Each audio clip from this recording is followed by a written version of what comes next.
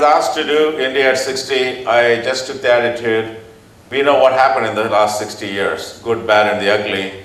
So not much point in looking at the rearview mirror, let us look in front. So I took the attitude of India at 75. And I'll tell you what the bottom line is. I believe that India has the opportunity to actively shape the emerging world order. I believe that this is something that happens once in 50, 60 years, once in a lifetime opportunity for India to become an active player in shaping not only her destiny, but the destiny of the whole world, and become one of the few, maybe 5 or 6 countries which will do this. But in order to do that, I think we must have economic strength. We certainly need technological vitality. But what sometimes we don't debate as much is moral leadership. If you look at what happened to India at the end of our freedom struggle, between 50 and 60, India had enormous moral strength. And therefore, single-handedly, India created the non-aligned movement, which is the third force, which shaped history of the world in a very dramatically different way. But today, the discussion in India is all about economic strength, not about moral strength.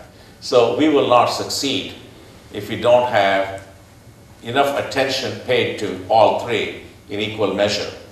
Economics, good innovation, creativity, and certainly good morality. I believe there is a whole different range of opportunities that we can talk about.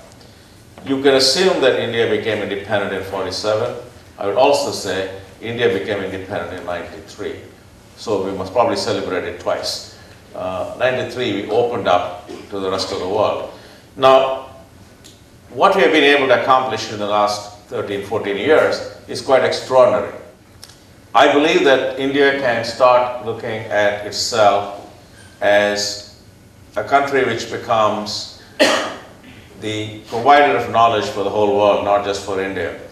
200 million graduates, 500 million people were trained professional. So imagine what happens if you have 500 million trained professional workers, 200 million graduates of very high quality, then for the whole world, for knowledge-based work, India inside becomes the norm. With aging population in Europe, aging population in Japan, China also will have an aging population. US is still very bimodal. So most countries need knowledge workers, people who can help and operate systems. And India has the opportunity to provide people for the whole world, not just for India. And that is the opportunity that we have. Become leaders of industry and commerce, create at least 30 Fortune 100 companies. If you look at what has happened in the last 3 years with very clearly focused acquisitions, this is already starting to happen. We are not there in Fortune 500 in big numbers, but very soon I expect to see people in Fortune 500, 50, 100 companies, and then move on very rapidly. So the $1 billion club in Indian companies for the first time has become a very large group compared to what it used to be 10, 15 years ago. India accounts for 10% of world trade. I believe in 1770, India had 20% of world trade. Then we went to 0.5%, which means you don't matter. Now maybe we're at 1.5%, 2%. The question is, can we get to 10 in the next 15 years? And certainly how to make India a source of innovations, which is quite important. I believe that you can look at 800 million Indians and you say this is a problem, but you can say if we can educate all of them at world-class levels and at affordable prices, then we would have created a revolution not just in India but around the world. It's not just enough to educate a large number of people, but make them world-class. If we can do it at affordable prices, we would have created a huge revolution. The same thing in healthcare, same thing in housing. I believe that India will have to produce 500 new cities. Look at urbanization in India. Look at the number of slums.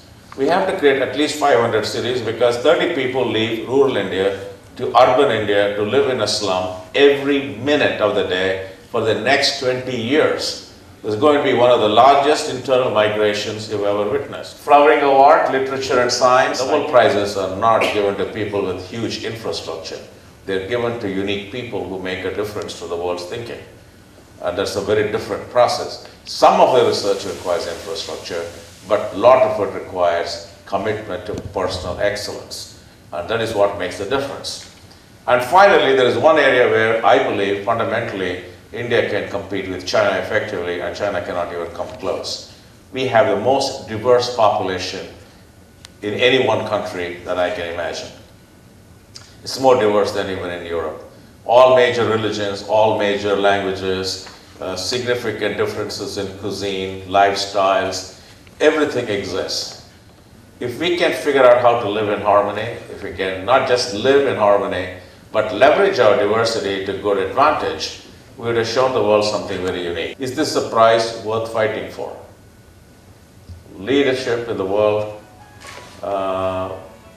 educated, highly educated country, economic strength because of global trade and some of the largest companies, therefore a whole infrastructure of small and medium-sized enterprises supporting them, flowering of art and literature, and celebration of diversity. I believe implementation also requires principles. The point I want to make is resources have no absolute meaning. It has only meaning in relationship to tasks, relationship to aspirations, relationship to something else. What is the aspiration about? Is it primarily about me and my family? Or is it for me and my community? Or is it for me and the world? Or for me and the whole nation? Because that's a quite important distinction. If it is for me, it's phenomenal, it's good. But what's the problem? We will maximize private good and sacrifice public good. If it is for the whole country, it's very different. So I'm happy that you think it's all about aspirations. My sense is, of course, every family has aspirations for the children.